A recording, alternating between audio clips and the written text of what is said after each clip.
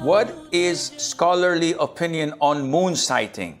Should countries follow astronomical calculations by scientists or rely on sighting the moon by sight? Where does the following hadith stand in this era? Fast when you see the new moon of Ramadan and break your fast when you see the new moon of Shawwal. If clouds prevent you from seeing it, complete 30 days in the month of Sha'ban. This is an issue of dispute among scholars. And Allah directed us in chapter 4, Surah An-Nisa, when He said, فَإِن تَنَازَعْتُمْ فِي شَيْءٍ فَرُدُّوهُ إِلَى اللَّهِ وَالرَّسُولِ. Wherever you dispute over a matter, then you have to refer back to Allah and the Messenger, meaning the Quran and to the Sunnah. So what does the Quran and Sunnah say about this? As you've heard in the Hadith, the Prophet said, صُومُوا لِرُؤْيَتِهِ. Fast when you see the crescent, the new moon. And break your fast at the end of the month of Ramadan when you see it, when you sight the new moon or the crescent. So this is the instruction of the Prophet ﷺ. He clearly directed us to visually see it. So this means that the calculations of people who work in astronomy, when they say that the new moon is born on that particular day and impossible to be born on that day, should we believe them? Or two witnesses who come and say, we visually saw it? The most authentic opinion is that Islam is a religion of simplicity. And we have to rely on something that is visual. So even if I use a telescope and I sight the moon and I see it, it's okay because I saw it with my own eyes. But to claim that according to calculations, today the new moon is born, and I look and it's all cloudy, it's dusty, there's a storm, there's no possible way to visually sight the moon. Should I fast tomorrow or skip it and consider it to be a day of not fasting?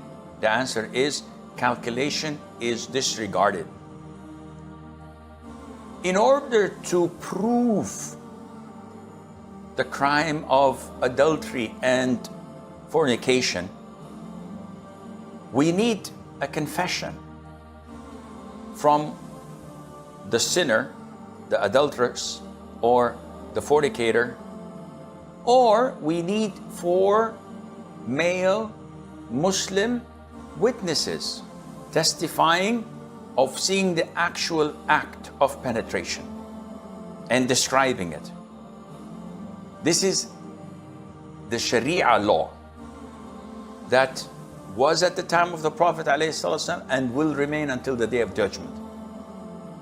If someone comes and says, Sheikh, we have 3 cameras, we have 5 cameras, HD, high def, 16K or whatever numbers they have. Maybe they did not reach 16, I don't know. So we have the footage. Is this sufficient?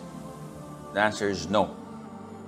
There has to be 4 male Muslim witnesses visualizing it.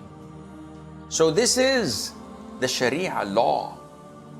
It is not something that we make up or we think that, oh, okay, we have DNA testing. This is enough. No, it's not enough. It can be circumstantial evidences that a judge may use, but it is not sufficient on its own. Therefore, the sighting has to be done. Now, the 1 million Kuwaiti dinar question. Do we have one sighting for the whole world of the Muslims? Or there are various sightings according to the region? The most authentic opinion, and this is what was done at the time of the companions, may Allah be pleased with them, and referred to the Prophet ﷺ. that each region has its own sighting. A man came from Sham, which is nowadays Syria, from Damascus, where the Khalifa, Muawiyah ibn Abi Sufyan, was there. He came after the month of Ramadan entered. When he reached Mecca or Medina, Ibn Abbas asked them, when did you see the crescent? And he said, Saturday. So Ibn Abbas said, we saw it on Sunday. So the man asked, should we unify? Should you also consider Ramadan beginning at Saturday? He said, no. The sunnah of the Prophet ﷺ to apply and implement each one's own sighting. And this is what's being practiced today. People in India, Bangladesh, Pakistan, they have their own sighting.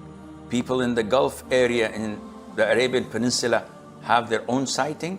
People in Egypt have their own sighting. People in Morocco, people in Europe, people in USA have their own sighting. One says, Akhi, but this divides the ummah.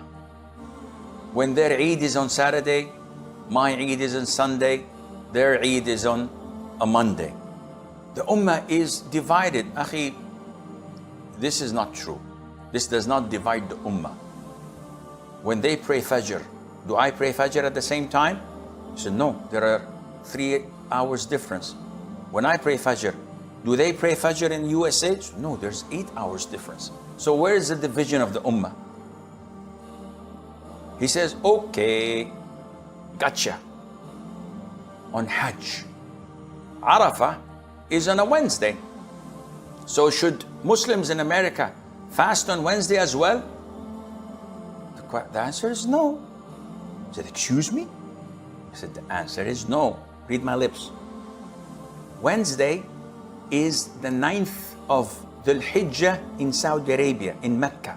We sighted the crescent, the moon, and we know that it's a Wednesday.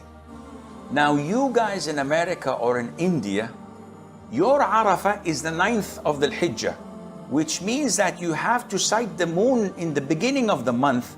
So if it coincides with our sighting, alhamdulillah, it's Wednesday. But if it's an earlier date or a later date, then it might be Tuesday, it might be Thursday. Sheikh, but it's Arafah. It's not Arafah that Hajjis stand in the mount of Arafat, except to those who are in Saudi Arabia. But for you guys in America, it's the 9th of the Hijjah. It's not the day of Arafah. The 9th of the Hijjah depends on when you see the newborn moon, not like ours.